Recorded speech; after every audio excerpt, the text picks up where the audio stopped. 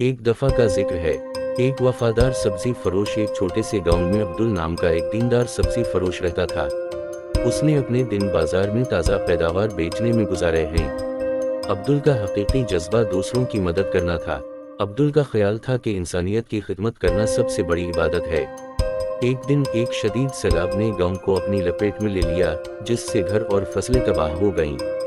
गांव वालों के पास खाने पीने कुछ भी नहीं बचा था। अब्दुल का अपना सब्जी सटाल तबाह हो गया, लेकिन उसने यकीन नहीं खोया। अब्दुल ने अपनी बचत को बीज खरीदने के लिए इस्तेमाल किया और जमीन के एक छोटे से टुकड़े में काश्तकारी शुरू की। जैसे ही वक्त गुजरता गया, अब्दुल की फसलें बढ़ीं। अब्दुल ने ताज़ा सब्जियां मुतासिरा खानदानों में मुफ्त तकसीम कीं। वो ऐसा करता रहा यहाँ तक कि गांव अपने पैरों पर खड़ा हो गया। गांव वाले अब्दुल की बेलौसी और मेहरबानी के शुक्रगुजार थे। वो उसे वफादार सब्जी फरोश कहने लगे। इसका फौरन उम्मीद की अलामत बन गया। अब्दुल की वफादारी और ईमानदारी ने से ये सबक मिलता है, हमेशा दूसरों की खिदमत करना चाहिए।